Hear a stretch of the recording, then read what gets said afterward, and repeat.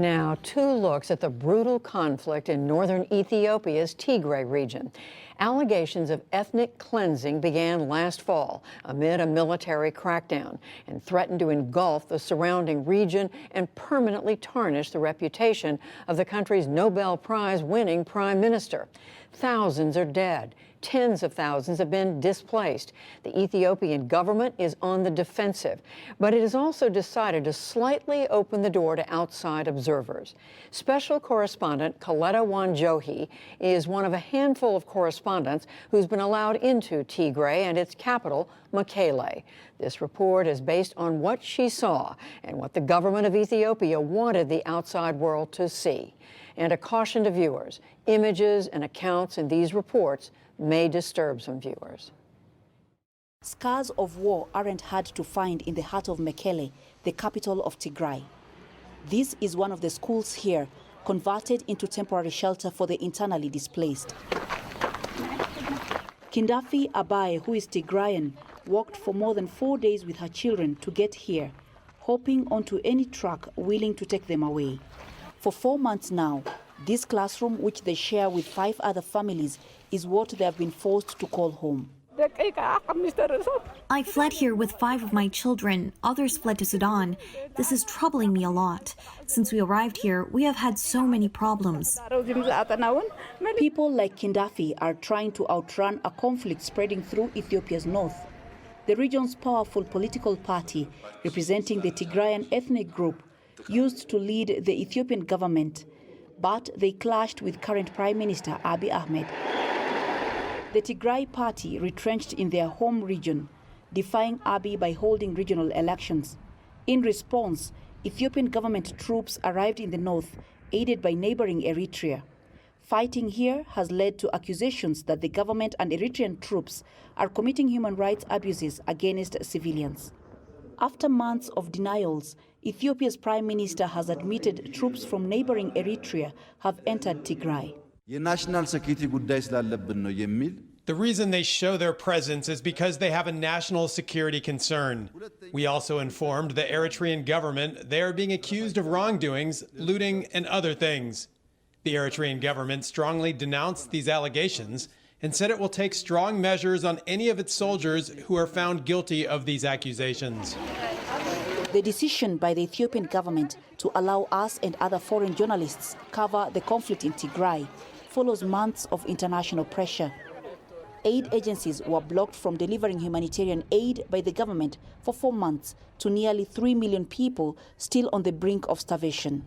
Humanitarian worker Abadi Tesfaye says many in the camps are in desperate need of more support.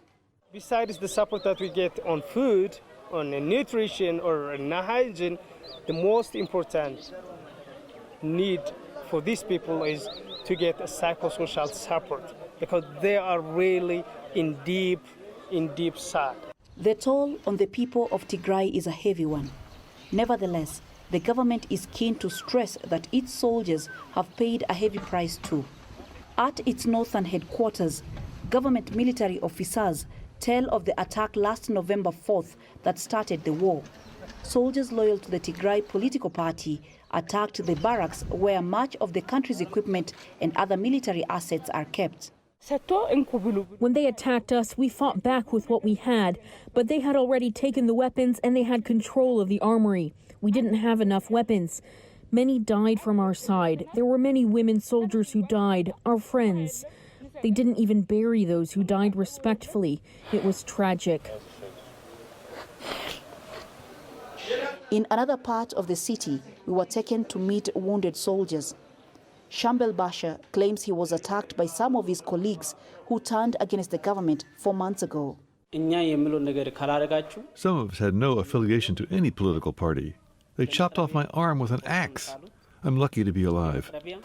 This military hospital in Mekelle is yet to return to full operations. The government says it was looted. The United Nations Human Rights Body says it has received reports of sexual gender-based violence, rape, extrajudicial killings, among other crimes allegedly committed in the period of fighting. Prime Minister Abiy Ahmed told Parliament any soldier found guilty of raping women and looting communities in the Tigray region will be held accountable. His government has insisted, though, that its own state-appointed Ethiopia Human Rights Commission conducts investigations jointly with the United Nations. The government here says it has given UN agencies and international organizations full access to all parts of the region to offer much-needed humanitarian assistance, but they should move around at their own risk. Aid agencies say movement around the region is still tough, partly because of insecurity and many security checks by government soldiers along the way. There is evidence of more humanitarian aid arriving here. This is now our third cargo plane of supplies coming from the United States. So those planes have delivered nutritional supplementary food for children, and that's what's on this plane behind me. But distribution of much-needed assistance to some areas remains a challenge, mainly because of insecurity. The government says there is sporadic fighting in the region. Hundreds of thousands more have been unable to flee to the safety of such camps. And altogether, millions of people in this part of Ethiopia are facing the very real threat of starvation. And although being in these camps may feel safer, they don't feel like home for many here, like Kindafi. I'm just alive because of the assistance from the residents of this city, but above all, I want my own home, peace and my own home. The faith that one day the guns will go silent in this region and she will be reunited with her children who fled to Sudan keeps Kindafi's hopes alive.